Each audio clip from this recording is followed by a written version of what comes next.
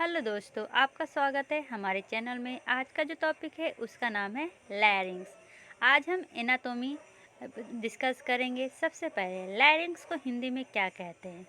लैरिंग्स को हिंदी में कंठनली कहा जाता है, जो मेनली कार्टिलेज से मिलके बना होता है। कितने कार्टिलेज से? तो 9 कार्टिलेज से। याद रखिएगा 9। 3 जो होता है वो पेयर में पाए जाते हैं और 3 जो होता है वो अनपेयर में पाया जाता है। लोगों को कन्फ्यूजन हो जाता है, 3 6 कार्टिलेज नहीं, ये जो पेयर में पाया जाता है वो मतलब कि अगर एक है तो वो 2 होगा। इसका मतलब अगर सिंगल कार्टिलेज में की बात करें तो टोटल ओवरऑल 9 कार्टिलेज होते हैं। फिर से 3 पेयर और 3 अनपेयर। ठीक है, तो अब चलिए देखते हैं कौन सा पेयर है और कौन सा अनपेयर है। तो याद करने का ट्रिक, ठीक है, अगर जो सिंगल है वो उसको याद रखिए ETC से। कैसे? ETC। ई से क्या होता है? एपिग्लोटिस। टी से क्या होता है? थायराइड। सी से क्या होता है? क्रिकॉइड। सिंगल याद हो गया। जब ये पेयर की बात किया जाए तो कोकुअब। ठीक है, कोकुअब क्या होता है? तो कॉर्निकुलेट, क्यूनिफॉर्म, एरिथिनोइड। ठीक है, ये क्वेश्चन याद रखना है तो CCA भी आप याद कर सकते हैं। ठीक है, अब इसका जब हम बात करते हैं लोकेशन का, तो ये एडल्ट में C3 से C6 के बीच में होता है और चाइल्ड में थोड़ा हायर C2 से C4 में होता है। इसी कारण बच्चे बोलना, रेस्पिरेशन और ड्रिंकिंग एक साथ कर सकते हैं, लेकिन एडल्ट नहीं। जब इसकी साइज़ की बात किया जाए तो मेल में इसका साइज 44 मिलीमीटर होता है और फीमेल में 31 मिलीमीटर होता है। ठीक है, यहाँ तक समझने में कोई प्रॉब्लम नहीं है। ठीक है, चलिए अब पहले हम ये थायराइड, क्रिकॉइड और एपिग्लोटिस के बारे का लोकेशन देखते हैं। ठीक है, थायराइड को ये लार्जेस्ट हाइलिन कार्टिलेज है। ये भी शेप का स्ट्रक्चर होता है इस तरह का। ठीक है, यहाँ तक समझने में कोई प्रॉब्लम नहीं है। बीच में लैरिंजियल प्रोमिनेंस होता है, जिसको हम एदाम एप्पल भी कहते हैं। क्या कहते हैं? एदाम एप्पल। ठीक है, क्रिकॉइड की बात किया जाए तो क्रिकॉइड एंटीरियरली और पोस्टीरियरली दो तरफ से देखा जाता है। एंटीरियरली में थोड़ा उसका शेप क्या होता है? इस तरह का नैरो होता है, इसको कहा जाता है आर्क ऑफ क्रिकॉइड। पोस्टीरियर में इस तरह का शेप होता है, इसको कहा जाता है लेमिना ऑफ क्रिकॉइड। ठीक है, तो जब हम स्ट्रक्चर देखते हैं एंटीरियर पार्ट ऑफ लैरिंग्स, तो कैसा स्ट्रक्चर दिखेगा? ये हमारा होता है हायोइड बोन। ठीक है, ये हमारा हो जाएगा थायराइड कार्टिलेज और ये हमारा हो जाएगा क्रिकॉइड। ठीक है, अब ये एक दूसरे से अटैच कैसे होता है? तो ये हायोइड बोन है, ये थायराइड है। ठीक है, यहाँ पर बीच में एक मेम्ब्रेन होता है, जिसको क्या कहते हैं? थायरोहायोइड मेम्ब्रेन। नाम से ही देखिए, थायरोहायोइड मेम्ब्रेन। ठीक है, अब थायराइड और ये हमारा लास्ट में क्या है? क्रिकॉइड। इसके बीच में जो मेम्ब्रेन होता है उसको क्या कहेंगे? Crico thyroid membrane. मतलब जो नीचे है ना, उसको पहले लेना है। जैसे इसमें क्या लिए? थायरोहायोइड मेम्ब्रेन, इसमें क्रिको थायराइड मेम्ब्रेन। तो एंटीरियर पार्ट आपको समझ में आ गया। ठीक है, अब ये जो क्रिकॉइड होता है ना, अगर कोई आपसे क्वेश्चन पूछेगा कि हमारा जो ट्रैकिया है वो कार्टिलेजिनस पार्ट है, तो कौन सा ट्रैकिया पूरा कंप्लीट रिंग होता है? तो वो होता है ये क्रिकॉइड। क्रिकॉइड क्या है? कंप्लीट कार्टिलेजिनस रिंग है। चलिए अब एपिग्लोटिस में आते हैं। जब एपिग्लोटिस का शेप की बात करें तो ये स्पून शेप या लीफ लाइक स्ट्रक्चर होता है। अनपेयर की बात कर रहे हैं, ये इलास्टिक इन नेचर होता है। पाया कहाँ जाता है? Behind the hyoid bone. ठीक है, और ये एक फ्लैपर की तरह काम करता है। जैसे कि हम जब खाना खाते हैं ना, तो ये रिस्पायरेटरी ट्रैक को क्लोज कर देता है। कभी कभी हम बात करते हुए खाते हैं तो क्या होता है? हम सरक जाते हैं। क्यों? क्योंकि जो हमारा फ्लैपर है ना, एपिग्लोटिस वो अच्छी तरह से रेस्पिरेटरी ट्रैक को क्लोज नहीं कर पाता, जिसके कारण कभी कभी खाना रेस्पिरेटरी ट्रैक में चला जाता है और वो खांसी के रूप में बाहर आ जाता है। तो ये फ्लैपर का बहुत ही ज़्यादा महत्वपूर्ण योगदान है। ठीक है, तो हमने क्या पढ़ा, 3 सिंगल कार्टिलेज पढ़ा, क्रिकोइड, एपिग्लोटिस और थायराइड। जब इसका अगर मान लीजिए सब कुछ हटा दिए, बोन हयात बोन ये सब हटा दिए, तो स्ट्रक्चर देखेंगे तो इस तरह का स्ट्रक्चर रहेगा। ठीक है, ये हमारा क्या हो गया, ये हमारा हो गया थायराइड, इसके ऊपर ऐसे मिलेगा एपिग्लोटिस और नीचे में क्रिकोइड होता है और नीचे में इसके नीचे ट्रैकिया। ठीक है, सब हटा दिए हैं, हयात बोन मसल सब हटा दिए हैं, सिर्फ समझाने के लिए। ये है ETC। ठीक है, चलिए अब आते हैं पेयर्ड में। अब 3 जो पेयर हैं वो कौन कौन से हैं, कॉर्निकुलेट, क्यूनिफॉर्म, एरिथ्रोनॉइड। तो इसको हम ACC से भी याद कर सकते हैं। देखिए कैसे डिफ्रेंशिएट करिएगा, जब सिंगल जो है वो एक बार में आप प्रोनाउंस कर लेते हैं, जैसे देखिए क्रिकोइड, एपिग्लोटिस, थायराइड। लेकिन जो पेयर में है कॉर्निकुलेट, क्यूनिफॉर्म, एरिथ्रोनॉइड, प्रोनाउंसिएशन से ही लगता है कि ये 2 पेयर का है। ठीक है, ऐसे भी याद करने से आप समझ सकते हैं। सब अब इसको एक्सप्लेन करते हैं। अभी सिर्फ ब्रीफ समरी दे रहे हैं, बाद में पूरी अच्छी तरह से एक्सप्लेन करेंगे। एरिथ्रोनॉइड ये क्या होता है, ये मेनली पिरामिड शेप का स्ट्रक्चर होता है, हाइलिन टाइप का होता है और ये lamina of cricoid, posterior part of cricoid को हम क्या कहते हैं, लेमिना ऑफ क्रिकोइड, उस पर ये शीट होता है। पोस्टीरियर पार्ट अभी कैसे पढ़े, इस तरह से हमारा क्रिकोइड का पोस्टीरियर पार्ट है। यहाँ पर हमारा क्या है, एरिथ्रोनॉइड क्या होता है, प्रेजेंट होता है। ठीक है, अब जो एरिथ्रोनॉइड है ना, इसका 3 प्रोसेस होता है, apex, muscular part, vocal part. जो एपेक्स है ना, उस पे क्या होता है, कॉर्निकुलेट शीट होता है, मतलब कि ये कॉर्निकुलेट है, ये एरिथ्रोनॉइड है, ये पोस्टीरियर पार्ट ऑफ क्रिकोइड है। जो मस्कुलर पार्ट है वो मसल से अटैचमेंट में हेल्प करता है और जो वोकल पार्ट है वो अटैचमेंट करता है वोकल कॉर्ड से। ठीक है, चलिए कॉर्निकुलेट के बारे में पढ़ते हैं। कॉर्निकुलेट अभी पढ़ा कि ये कहाँ पे होता है, तो एरिथ्रोनॉइड के ऊपर होता है। ठीक है, ये हॉर्न शेप का होता है और इलास्टिक इन नेचर होता है। क्यूनिकुलेट क्लब शेप का होता है, मेनली ये सस्पेंडेड होता है कहाँ पे, तो एरी एपिग्लोटिक फोल्ड में। अब एरी एपिग्लोटिक फोल्ड क्या होता है, ये एक मुकोसल फोल्डिंग होता है बिटवीन एपिग्लोटिस एंड एरिथ्रोनॉइड कार्टिलेज। ठीक है, तो अब आपको समझ में नहीं आया होगा, तो देखिए ये हमारा क्या है, थायराइड बोन है। ठीक है, यहाँ पर ऐसे एपिग्लोटिस होता है और यहाँ पर इस तरह से मान लीजिए कि हमारा एरिथ्रोनॉइड है। ठीक है, पीछे में क्रिकोइड आ रहा है। तो ये वाला जो पार्ट है ना, जहाँ पर दोनों मिल रहा है, इसी को कहते हैं क्या, तो एरी एपिग्लोटिस फोल्डिंग, जहाँ पे एरिथ्रोनॉइड और एपिग्लोटिस का दोनों का मुकोसल फोल्डिंग हो रहा है। यहाँ तक समझने में कोई प्रॉब्लम नहीं है। ठीक है, चलिए अब आगे बढ़ते हैं। एक टर्म आता है इनलेट ऑफ लैरिंग्स। इनलेट ऑफ लैरिंग्स क्या है, तो जहाँ पे एपिग्लोटिक फोल्डिंग होता है उसके साथ एपिग्लोटिस और एरिथ्रोनॉइड सबको मिला के हम क्या कहते हैं, इनलेट ऑफ लैरिंग्स कहते हैं। ठीक है, तो एंटीरियर पार्ट व्यू दिखाया था, पोस्टीरियर व्यू दिखाते हैं। तो पोस्टीरियर व्यू में क्या था, मान लीजिए ये क्या है, हमारा थायराइड है, क्योंकि थायराइड तो बहुत बड़ा होता है, लार्जेस्ट कार्टिलेजिनस लिंग है। ठीक है, और यहाँ पर हमारा क्या है, क्रिकोइड है।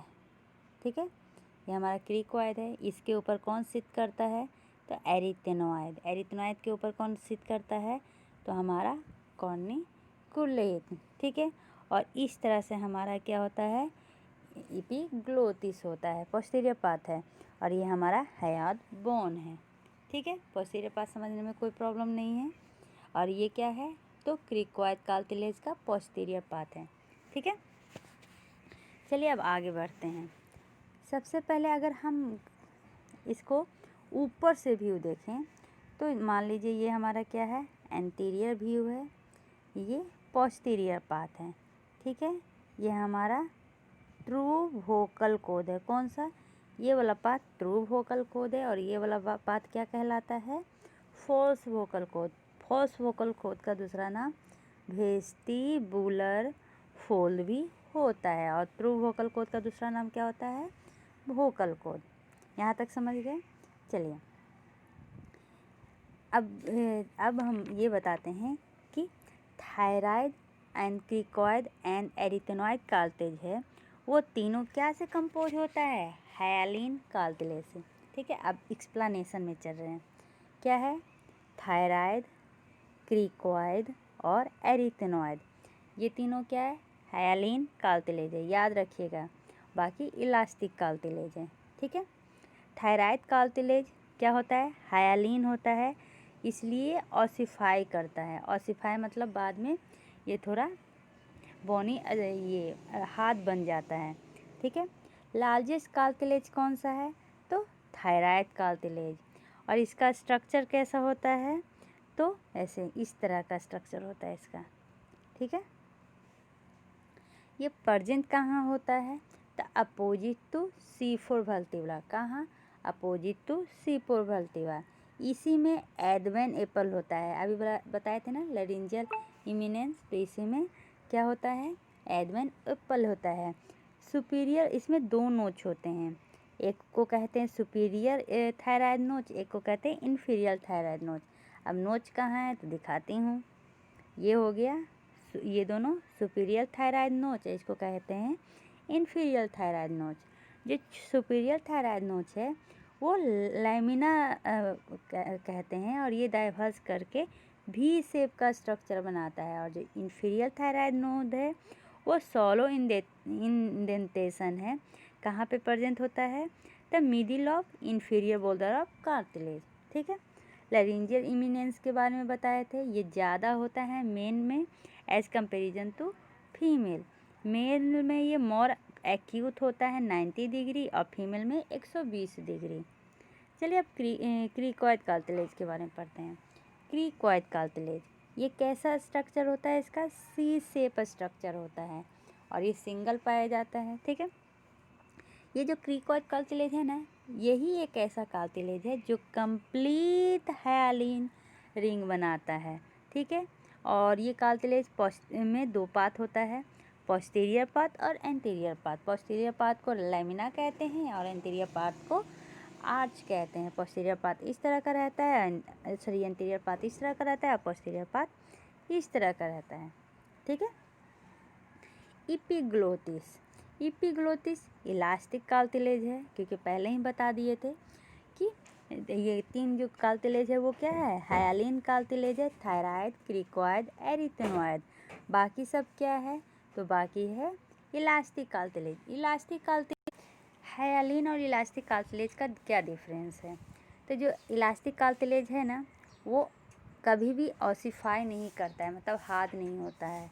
और जो हायालिन कार्टिलेज है वो बाद में जाके ऑसिफाई कर जाता है। जो हमारा इपिग्लोटिस है वो येलो इलास्टिक कार्टिलेज का होता है। और येलो इलास्टिक कार्टिलेज कहाँ पे पाया जाता है? तो हमारे पिन्ना में। अगर इसके शेप की बात किया जाए तो एडल्ट में ये लीफ शेप का कार्टिलेज होता है, लेकिन चाइल्ड में ये ओमेगा शेप का होता है। एक टर्म आप देखिएगा, वेरी क्वाली इपिग्लोटिका, ये क्या है? ये एक डिप्रेशन है जहाँ पर मेनली जो टंग का रूफ होता है ना और इपिग्लोटिस वहाँ पे डिप्रेशन में आके मिलता है, जिसको हम क्या कहते हैं? उस डिप्रेशन को कहते हैं वेलिक्युला इपिग्लोटिका, लेकिन उस स्ट्रक्चर को कहते हैं वेलिक्युला। चलिए पिक्चर से दिखाती हूँ। देखिए यहाँ पर हमारा टंग का रूट है, ये हमारा इपिग्लोटिस है, यहाँ पे मिल रहा है, इसी को कहते हैं वेलिक्युला, ठीक है। चलिए अब क्या है? जो हमारा एरिथेनॉइड, एरिथेनॉइड क्या था? ये भी एक कार्टिलेज है, मेनली पेयर में पाया जाता है और ये क्रिकॉइड कार्टिलेज के ऊपर होता है। अभी थोड़ा देर पहले बताया था। ये एक ऐसा लैरिंग्स का पार्ट है जो मेनली वोकल लिगामेंट में और वोकल फोल्ड में अटैच होता है। इसका स्ट्रक्चर पिरामिड शेप का है और इसका 3 सरफेस होता है, मैंने 3 प्रोसेस होता है, सरफेस, बेस और एपेक्स। एपेक्स में आपको पता ही थी थोड़ी देर पहले, कॉर्निकुलेट प्रेजेंट होता है। लोकेशन, तो सुपीरियर में क्या होता है, क्रिकोइड होता है। जो हमारा एरिथ्नोइड है इसके ऊपर में क्या होता है, क्रिकोइड होता है, ठीक है। पोस्टीरियर में लैरिंक्स होता है। ये 2 एंगल बनाता है, एंटीरियर एंगल और लेटरल एंगल। एंटीरियर एंगल से ये वोकल प्रोसेस से जुड़ता है और करता है attachment for the vocal ligament. और लेटरल एंगल इसका मस्कुलर पाथ है, ठीक है।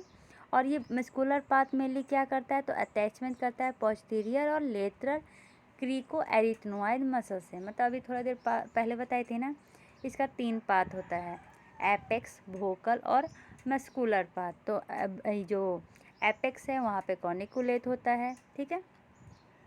और जो ये वोकल पाथ है उसको एंटीरियर एंगल से वो क्या करता है, वोकल प्रोसेस से अटैच होता है।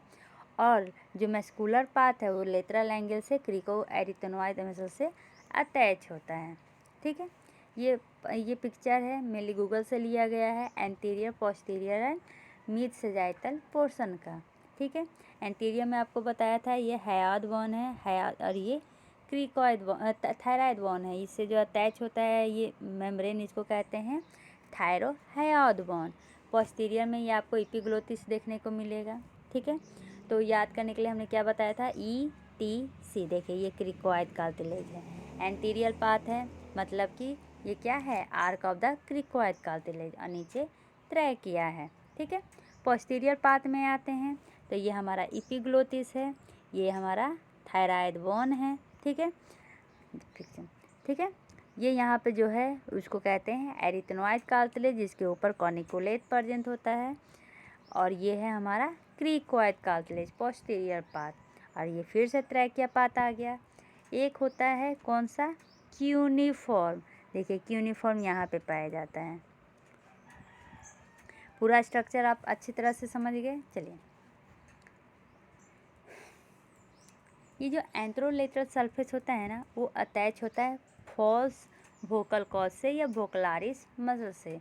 फॉल्स वोकल कॉर्ड का दूसरा नाम वेस्टिब्यूल भी है। एपेक्स पे क्या होता है, कॉर्निकुलेट कार्टिलेज होता है। अब कॉर्निकुलेट क्या है, तो ये मेनली कहाँ पे होता है, तो posterior part of aryepiglottic fold में होता है, ठीक है। और इसको कॉर्निकुलेट कार्टिलेज ऑफ सर्टोनी भी कहते हैं। ये फाइब्रो इलास्टिक इन नेचर होता है। देखिए कहाँ पे प्रेजेंट है, यहाँ पर, ठीक है। क्यूनिफॉर्म क्लब शेप का कार्टिलेज है, वाइटिश एलिवेशन होता है, फ्री फोल्ड होता है कहाँ पे, तो एरी एपिग्लोटिस फोल्ड में। अब ये बात याद करने वाली है, मसल्स में आते हैं, ठीक है। तो पहले मसल्स जानते हैं, फिर ये इंपॉर्टेंट चीज़ें जानेंगे।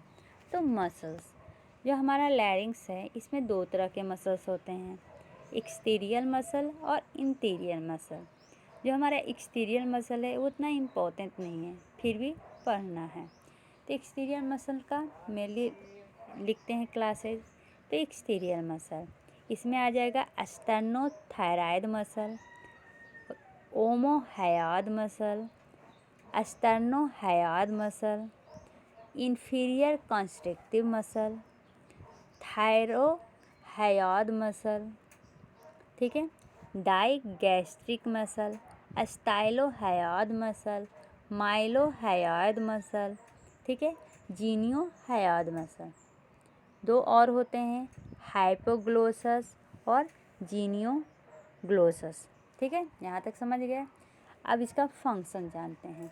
जो हमारा स्टर्नोथायराइड है ये डिप्रेस करता है लैरिंक्स से, ठीक है। क्या करता है, डिप्रेस करता है लैरिंक्स से। और इनर्वेशन होता है इसका एंसा सर्विकालिस के द्वारा, ठीक है। होमोहयाद इसका भी सेम काम है डिप्रेशन का, स्टर्नोहयाद इसका भी सेम काम है। तो मेनली स्टर्नोथायराइड, होमोहयाद और स्टर्नोहयाद ये तीनों क्या है, डिप्रेशन करता है लैरिंक्स को और इनर्वेट करता है एंसा सर्विकालिस के साथ। एंसा सर्विकालिस का क्या स्पेलिंग होता है, क्योंकि बाद में बताऊंगी, ठीक है। सारे नोट्स में हैं, टेंशन नहीं लीजिए। अब क्या है, ICM का फुल फॉर्म क्या था? इंफीरियर कंस्ट्रिक्टर मसल, ठीक है। थायरोहायोड मसल, ये क्या करता है? ये एलिवेट करता है लैरिंग्स को। डाइगैस्ट्रिक मसल, ये भी एलिवेट करता है, ठीक है। स्टाइलोहायोड, ये भी लैरिंग्स को एलिवेट करता है। लेकिन जो थायरोहायोड है, ये इसमें जो मसल प्रेजेंट होते हैं, मतलब जिसका इनर्वेशन होता है, वो होता है C1, थायरोहायोड C1, ठीक है। इंफीरियर कंस्ट्रिक्टिव हमारा क्रैनियल नर्व 10। डाइगैस्ट्रिक, इसमें मेनली ये भी एलिवेट करता है और इनर्वेशन किसका होता है? V3 और किसका? क्रैनियल नर्व 7 का। स्टाइलोहायोड, ये भी एलिवेशन करता है लैरिंग्स का। इसमें कौन सा प्रेजेंट होता है इनर्वेशन? तो क्रैनियल नर्व 7 का। माइलोहायोड, इसमें V3, ये भी एलिवेट करता है। जीनियोहायोड C1, ये भी एलिवेट करता है लैरिंग्स को। Hypoglossus, cranial nerve 12। Genioglossus, cranial nerve 12। मतलब मेनली जो एक्सटर्नल में 3 मसल होते हैं जो डिप्रेशन में हेल्प करते हैं, बाकी सारे एलिवेशन में हेल्प करते हैं। कौन कौन सा? स्टेनोथायराइड, होमोहायोड और स्टेनोहायोड मसल जो डिप्रेस करता है, बाकी सब एलिवेट करते हैं, ठीक है। अब आते हैं अब जब इंटरनल की बात करते हैं, इंटरनल मसल, तो पहले कुछ मसल ओवरऑल जान लीजिए। एक होता है वोकलिस, ठीक है। दूसरा होता है ट्रांसवर्स या ऑब्लिक एरिथेनोइड, ठीक है। लेटरल क्रीको एरिथेनोइड, ठीक है। और कौन सा होता है? क्रीकोथायराइड। इसका पहले फंक्शन जान लेते हैं। वोकलारिस, ये क्या करता है? जो ट्यून होता है ना, वॉइस का ट्यून, उसको फाइन बनाता है। ट्रांसवर्स या ऑब्लिक एरिथेनोइड और लेटरल क्रीको एरिथेनोइड, ये दोनों मेनली एडक्टर का काम करता है। क्या? एडक्टर का काम करता है। ये क्या करता है? एरिथेनोइड को क्लोज करता है, ठीक है। अब तीसरा क्या है? क्रीकोथायराइड, ये क्या करता है? ये टेंस करता है वोकल कोड को। क्या? टेंस करता है। तो कैसे करता है? ये आउटसाइड द लैरिंग्स प्रेजेंट होता है और turning fork of the larynx की तरह काम करता है, ठीक है। चलिए अब आते हैं इसका मेन। ये जो इंट्रिंसिक मसल है ना, 2 पार्ट में डिवाइड है, रेस्पिरेटरी और फोनेटरी। क्यों ऐसा किए हैं? क्योंकि जो रेस्पिरेटरी मसल है ना, उसमें वोकल कोड क्या होगा? दूर जाएगा और जिसके कारण ब्रीदिंग होगी। इसमें सिर्फ एक ही है, वो है पोस्टीरियर क्रीको एरिथेनोइड। याद रखिएगा, पोस्टीरियर क्रीको एरिथेनोइड एक ओनली मसल है इंट्रिंसिक का, जो मेनली क्या करता है? एबडक्शन का काम करता है। क्या? एबडक्शन का काम करता है। बाकी लगभग सब एडक्शन या कोई और काम करते हैं, लेकिन एबडक्शन नहीं करते हैं। तो एबडक्शन का काम कौन करता है? पोस्टीरियर क्रीको एरिथेनोइड, ठीक है। एक होता है पोस्टीरियर थायराइड मसल। अभी पोस्टीरियर थायराइड मसल क्या होता है? तो पोस्टीरियर थायराइड जो मसल होता है ना, ये ओनली मसल होता है जो है इंट्रिंसिक, लेकिन ये बाहर में प्रेजेंट होता है, एक्सटर्नल सरफेस पे प्रेजेंट होता है, ठीक है। कन्फ्यूजन नहीं कीजिएगा, क्रीकोथायराइड और क्रीको क्या है? एरिथेनोइड। क्रीकोथायराइड इंट्रिंसिक मसल है जो प्रेजेंट होता है एक्सटर्नल सरफेस पे। क्रीको एरिथेनोइड इंट्रिंसिक मसल है लेकिन एबडक्शन का काम करता है, ठीक है। ये दोनों ऑप्शनल समझ में आ गया, ठीक है। अब क्या है? फोनेट्री। फोनेट्री मसल में क्या होता है? ये वोकल कोड को पास लाता है। इसका मतलब ये एडक्शन का काम करता है। इसमें भी 2 तरह का होता है, एक ओसा मसल जो एडक्शन का काम करे और जो टेंसर का काम करे। तो जो टेंसर का काम करता है वो बता देती हूँ कौन सा है। टेंसर की तरह काम करता है उसको कहते हैं क्रीकोथायराइड, जो मेनली वोकल को लंबा और टेंस करता है। थायरो एरिथेनोइड, ठीक है। और अब आते हैं जो एडक्शन का काम करता है। पहला तो ऊपर में ही पढ़े थे, कौन कौन सा? तो ट्रांसवर्स या ऑब्लिक एरिथेनोइड या लेटरल क्रीको एरिथेनोइड। ये क्या कर रहा था? तो एडक्शन का काम कर रहा था, मतलब क्लोजर का काम कर रहा था। ठीक है, अब तीसरा क्या हो गया, तो हो गया ये ट्रांसवर्स एरिथ्नॉइड बता दिया, लेटरल एरिथ्नॉइड बता दिया। अब आ गया ऑब्लिक एरिथ्नॉइड, मतलब कि एरिथ्नॉइड 3 होता है, ट्रांसवर्स या ऑब्लिक, लेटरल। लेटरल एरिथ्नॉइड नहीं था, यही कन्फ्यूजन था, लेटरल क्रिको एरिथ्नॉइड। ठीक है, कौन सा, ट्रांसवर्स या ऑब्लिक एरिथ्नॉइड, लेटरल क्रिको एरिथ्नॉइड। ये दोनों पहले ही बताया था क्या काम करता है, एडक्टर का काम करता है। और ये जो थायरो एरिथ्नॉइड है मसल है, ये क्या करेगा, लैरिंजियल इनलेट में ये प्रेजेंट होता है। कौन सा, थायरो एरिथ्नॉइड मसल, ये लैरिंजियल इनलेट में प्रेजेंट होता है और ये वोकल कोड को सॉथ करता है और इसके कारण वोकल कोड क्या होता है, रिलैक्स हो जाता है।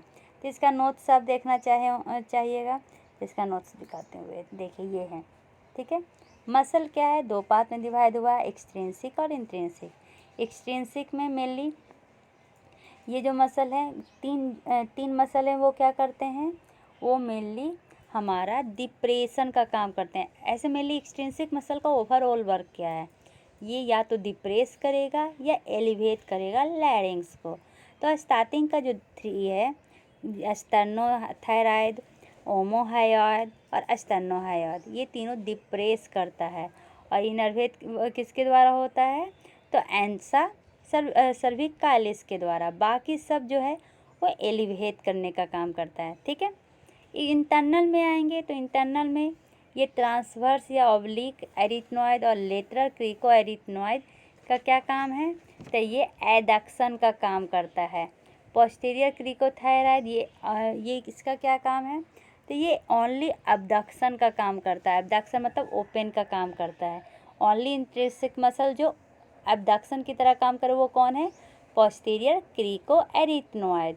ठीक है, अब रेस्पिरेटरी जो है, जो इंट्रिंसिक है उसको 2 बेसिस में बांटते हैं, रेस्पिरेटरी और फोनेंट्री। रेस्पिरेटरी मतलब जो वोकल कोड को दूर मूव करे, उसमें पोस्टीरियर क्रिको एरिथ्नॉइड हो जाएगा।